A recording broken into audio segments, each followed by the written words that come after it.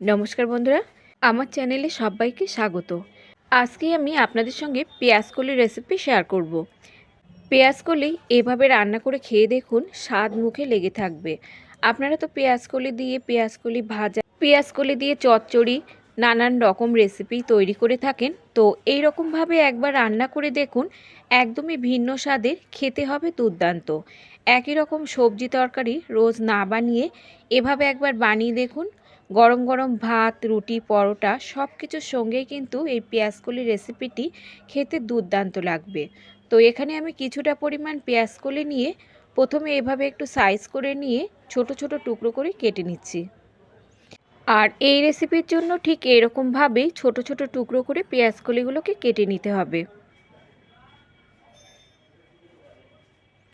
পেঁয়াজকলিগুলো কেটে নেবার পর খুব ভালোভাবে ধুয়ে নিয়ে এগুলোকে সাইডে রেখে এবার চলে যাব আমরা রান্নার দিকে।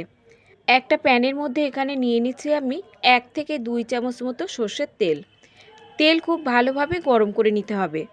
তেল ভালোভাবে গরম করে নেবার পর ফোড়নে আমি দিয়ে দিচ্ছি হাফ চামচ মতো কালো জিরে, আর দিচ্ছি এখানে হাফ চামচ মতো গোটা জিরে, আর হাফ চামচ মতো দিচ্ছি এখানে মৌরি, দিয়ে দিচ্ছি এখানে 3টে শুকনো লঙ্কা, আর একটা দিচ্ছি এখানে তেজপাতা। এখন লো টু মিডিয়াম হিটে রেখে ফোড়ন আমাদের কয়েক সেকেন্ডের মতো ভেজে নিতে হবে। ফোড়ন কয়েক সেকেন্ডের মতো ভেজে নেবার পর এবার এখানে যোগ করে দিচ্ছি একটা বড় সাইজের পেঁয়াজ। পেঁয়াজটা দেখুন আমি এখানে আগের থেকেই একদমই ঝুরো ঝুরো করে কুচিয়ে রেখেছিলাম, ঠিক এইরকমভাবে কুচিয়ে পেঁয়াজটা এর মধ্যে যোগ করতে হবে। এখন এই পেঁয়াজ কিছুক্ষণ ভেজে নিতে হবে, যতক্ষণ না পেঁয়াজে হালকা একটা লালচে রং ধরে যায়। তো পেঁয়াজটা এখানে ভাজা হতে থাকুক, ততক্ষণ এখানে দেখুন একটা ছোট প্যানের মধ্যে আমি নিয়ে নিচ্ছি 2 চামচ মতো নিচ্ছি এখানে বেসন। তবে পেঁয়াজকলির পরিমাণ অনুযায়ী বেসনটাকে কমিয়ে বা বাড়িয়ে এখানে যোগ করে নিতে পারেন। একদমই লো হিটে রেখে বেসনটাকে আমাদের হালকা করে ভেজে নিতে হবে। বেসন ভাজতে ভাজতে দেখবেন বেসন ভাজার খুব সুন্দর একটা গন্ধ বেরোবে, তখন বেসনটাকে নামিয়ে নিতে হবে।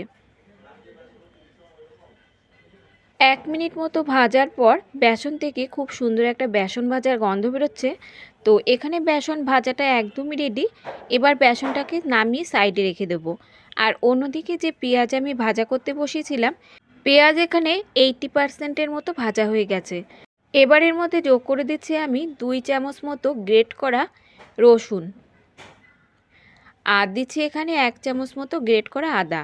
রসুনের পরিমাণটা কিন্তু এখানে একটু বেশি থাকবে। আপনারা চাইলে আদা রসুন বেটেও কিন্তু এখানে যোগ করে নিতে পারেন। আদা রসুন পেঁয়াজের সঙ্গে আরও কিছুক্ষণ ভেজে নিতে হবে।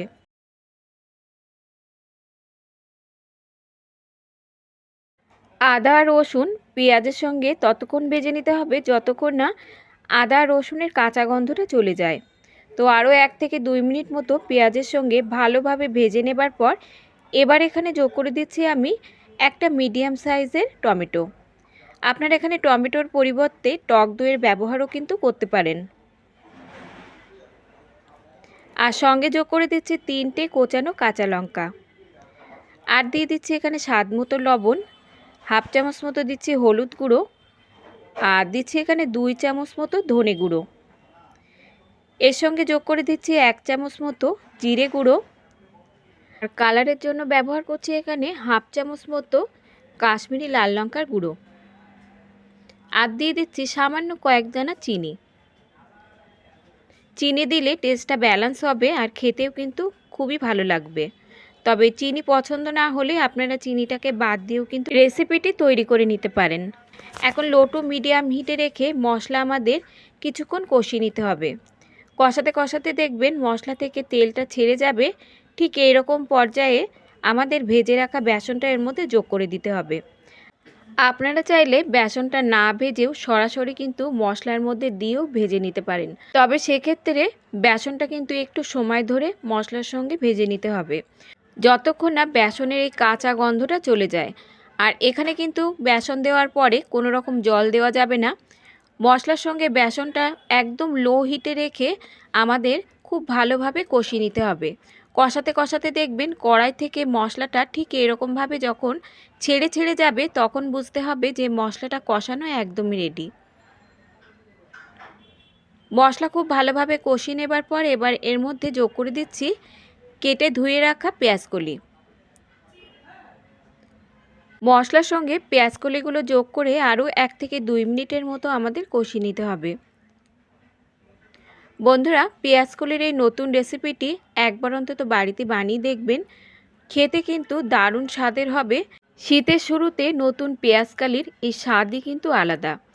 তো নতুন এই পেঁয়াজকলি দিয়ে একবার এই রেসিপিটি বানিয়ে দেখুন, খেতে কিন্তু দুর্দান্ত হবে।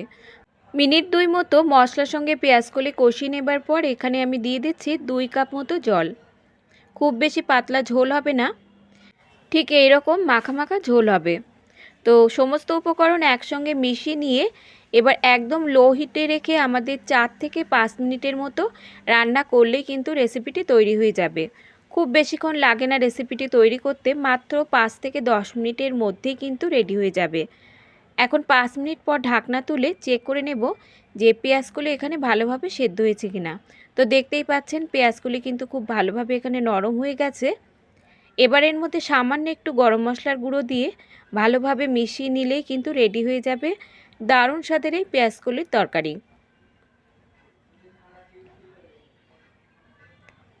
এখন ফ্লেমটাকে অফ করে আমি কিছুক্ষণ ঢাকা দিয়ে রেখে দেব, যাতে এই গরম মশলার ফ্লেভারটা রেসিপির মধ্যে খুব ভালোভাবে মিশে যায়।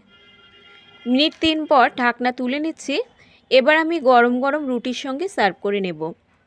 এই তরকারিটা কিন্তু রুটি পরোটার সঙ্গে খেতে বেশি ভালো লাগবে। তো আপনারা রুটির সঙ্গে বানিয়ে দেখতে পারেন। তো বন্ধুরা, আজকের এই সহজ রেসিপিটি যদি আপনাদের ভালো লাগে, একটা লাইক আর সাবস্ক্রাইব করে আমার পাশে থাকার অনুরোধ রইল। আজ তাহলে এই পর্যন্ত বন্ধুরা, দেখা হবে অন্য কোনো রেসিপির সঙ্গে। ততক্ষণ সুস্থ থাকবেন, ভালো থাকবেন, আর সম্পূর্ণ রেসিপিটি দেখার জন্য সকলকে ধন্যবাদ।